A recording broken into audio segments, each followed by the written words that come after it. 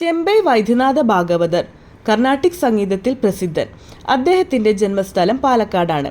പാലക്കാട് കോട്ടായിയിലാണ് അദ്ദേഹത്തിൻ്റെ സ്മാരകം സ്ഥിതി ചെയ്യുന്നത്. ടി വാസുദേവൻ നായർ പാലക്കാട് കൂടല്ലൂരിലാണ് ജനിച്ചത്.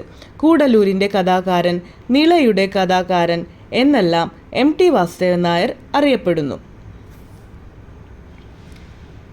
പ്രശസ്തനായ മണി അയ്യർ മൃദംഗ വായനക്കാരൻ, പാലക്കാട് ജില്ലക്കാരനാണ്.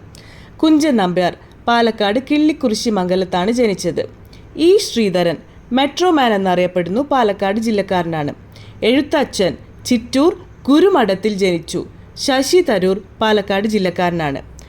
പാലക്കാട് ജില്ലയിലെ പ്രധാന നദികളാണ് ഭാരതപ്പുഴ, തൂതപ്പുഴ, ഗായത്രിപ്പുഴ, കണ്ണാടിപ്പുഴ, കൽപ്പാത്തിപ്പുഴ, കരിമ്പുഴ, ചിരുവാണിപ്പുഴ.